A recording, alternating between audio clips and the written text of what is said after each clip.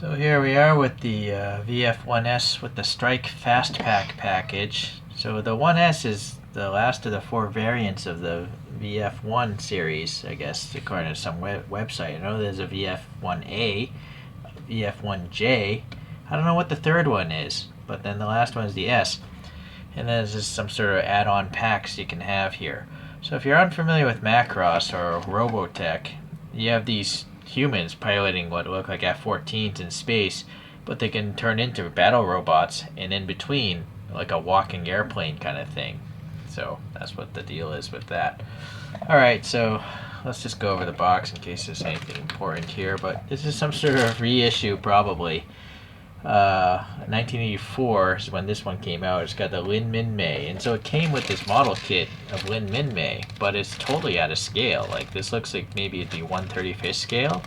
I have no need for this, so it's just, I don't know, it's just in a bag. And then yeah, so that's what she's supposed to look like if you want to do it, but I'm not dealing with that. She does come with decals and stuff like that. And in fact, where's that decal sheet? It also came with decals of her. I don't know what you would put that on. But you see, it also comes with a yellow livery if you want to change it over to, I forget the character's name.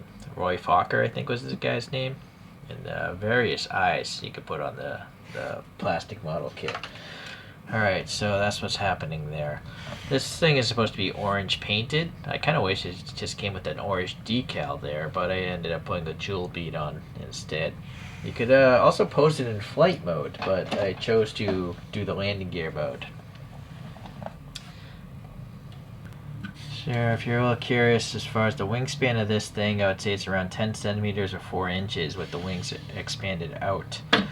And so it brings up the main point of this thing. The Hasegawa had not anticipated decals being scratched by moving these wings. This plastic is really touching that plastic of the wing, and so I accidentally, moved the wing when the decal was there and it got scratched. So now you gotta remember to always bend the wing down a little bit to clear that. The clear coat kind of helps, but it just should have been designed better. Yeah, right? It's just too tight. Alright, so that's it looking in really fast mode. I kind of prefer with the wings open. Again, I gotta kind of... see, it still scratched it a little bit. That's too bad. Really problematic. Yeah, it just scratched that. It didn't have any decals for the bottom, but I just put some on there anyways because they're extras.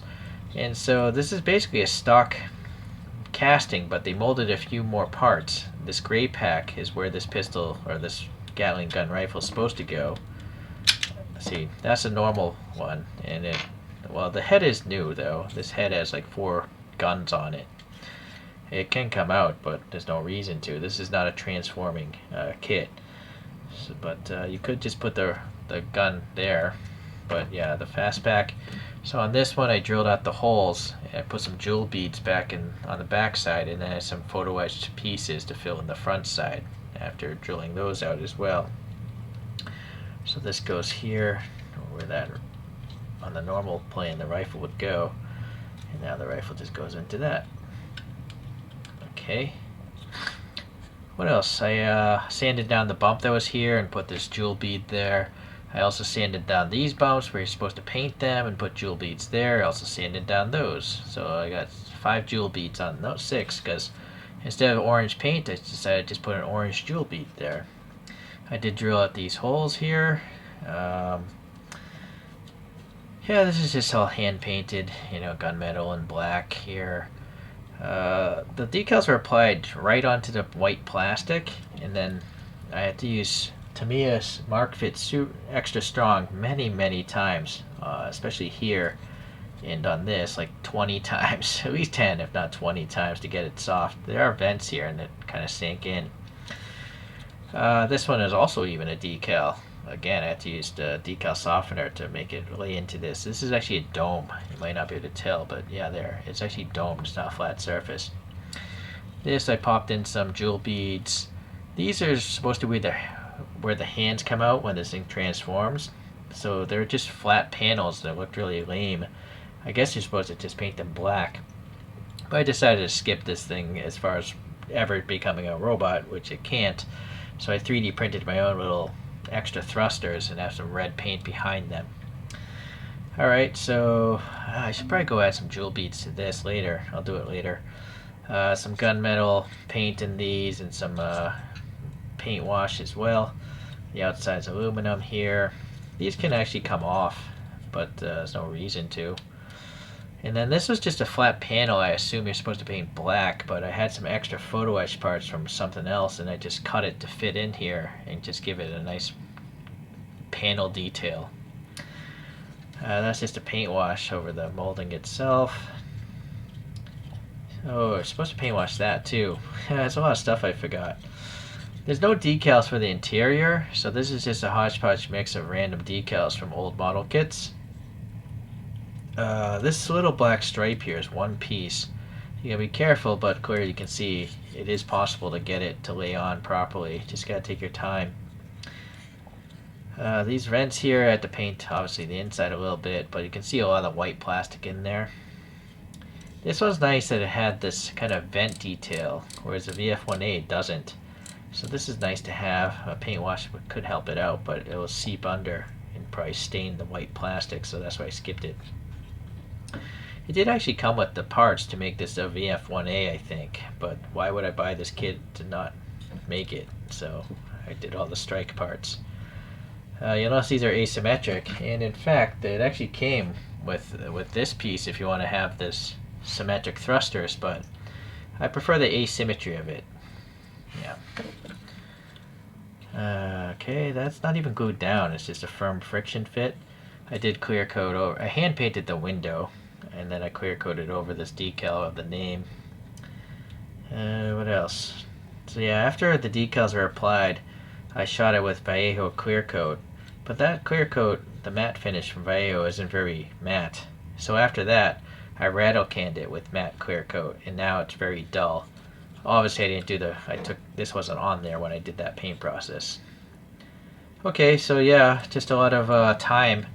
There's a lot of details on. Look how small this thing is, and look how much stuff is going on. But this thing took at least 10 hours, maybe a little more, 15. I don't know. It took a long time.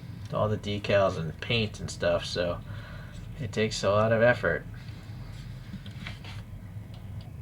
So here's the VF-1A with the wings folded, and I went with the blue livery on this since this one's red, and I did the same jewel bead things there. But you'll see on the bottom of this, it's just got the rifle. It's also got different head molding, and I 3D printed my own different bends for that.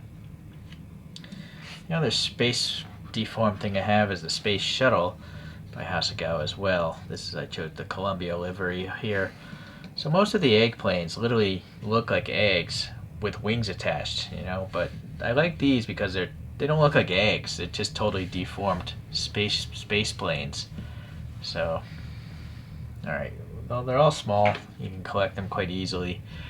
And there's a 2 set of the VF-1J, so I might get that later on if I can. And there's also some YF-2031 or something. I don't know, it's another casting entirely. So I'll have to get to that as well. I used to watch Robotech when I was younger. It was a cool animation. I'm sure it might be free on YouTube by now. So I didn't drill any stand hole in here because you can just jam it up in this area next to the head into the 3mm peg. Granted, it's not laying flat, but actually it gives it a really dynamic flight mode. So, alright, so I looked it up. It's the YF-19 that Hasegawa has also done as an egg plane. So I'll have to track one of those down later on. And if you like this sort of stuff, stay tuned. I'll get that build out there sooner or later. Alright, take care. See you around.